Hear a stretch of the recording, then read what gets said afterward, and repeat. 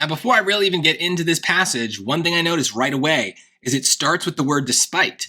That's a contrast word. But notice it's at the beginning of the passage before we've had anything really to contrast with. So that makes me nervous because I know that a lot of these vocabulary questions involve twisted relationships where they're trying to kind of make us lose track of the connotation or the main idea of the sentence by having these contrasts, these words that kind of flip the meaning of things. So I don't know what's going on yet, but I know to be cautious and to pay careful attention to the way that this sentence or this passage is built. So let's see what we get as we go through.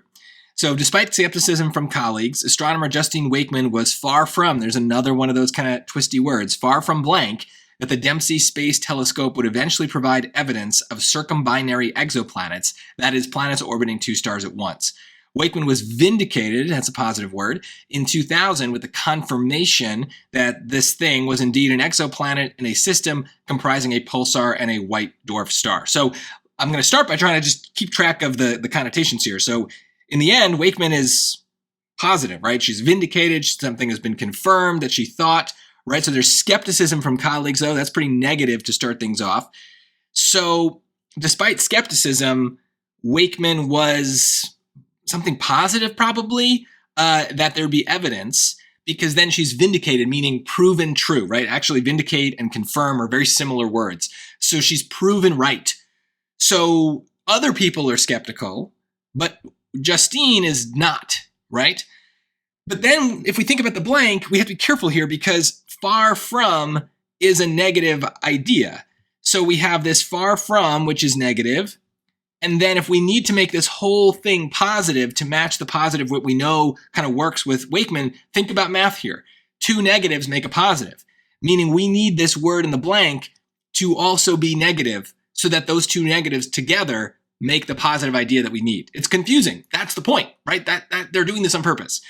So if we just think of it that way, right? Determined, that's a positive word. You're determined, you're ready to go, you're going to work through things. Hopeless, that's negative. Cautious, that could go either way. Sometimes being cautious is good, sometimes it's being bad. So I'm not quite sure about the connotation there, but optimistic is definitely positive. So it seems unlikely that we would need A or D. In fact, let's think about what that would say. Let's take a word like optimistic, where we can easily flip the meaning to better understand what's going on, right? So optimistic is actually kind of more like hopeful. So if anything, hopeful is like what D is saying, which obviously contrasts with B, hopeless. So if she's far from hopeful, that means she's not hopeful. So she's hopeless.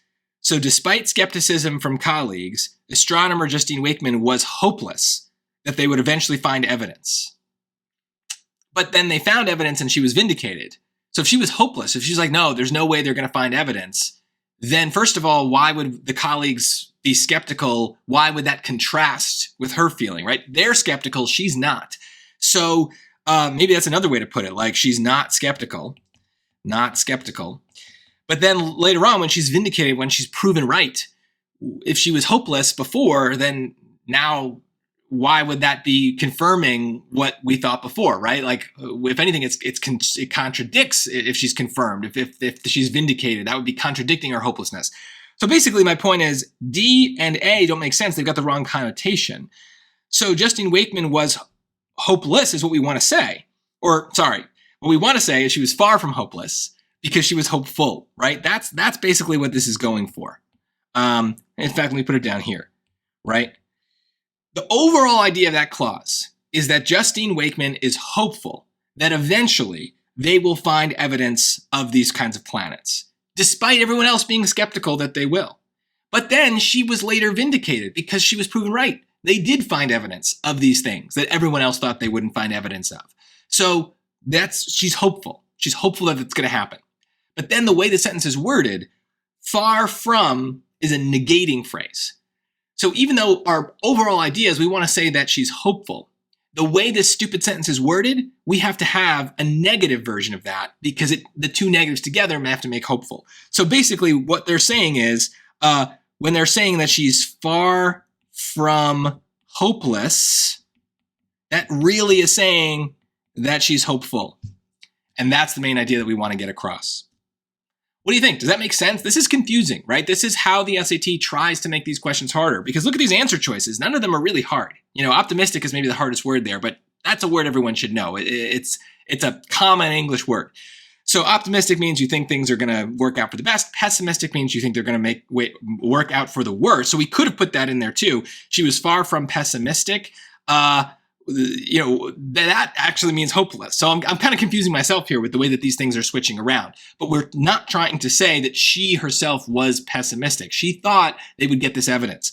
So just look at cautious for a second, since we kind of ignored that one. I just don't see anything about her being nervous about things, right? Cautious. So she was far from cautious. So if we did the same thing that we did here, that would mean more like far from cautious means something like reckless, right? So far from cautious would be saying that she's reckless. She's doing things without thinking. But it's not like that. This is just like a theory about planets. This isn't really anything where she could be brave or reckless or cautious. It doesn't make any sense. So C just literally does not make sense. But I can tell what they're doing with something like B and D. They're trying to confuse us on what kind of word we need. So you've got to alert yourself to when the SAT is doing this with the passages and kind of flipping the meaning of things. We have certain words that we should recognize as being potentially problematic because they maybe make us lose track of what the sentence is trying to say. So notice the ones I highlighted here. Those are the kinds of words that should have popped out to you, the strong words that help us understand this passage.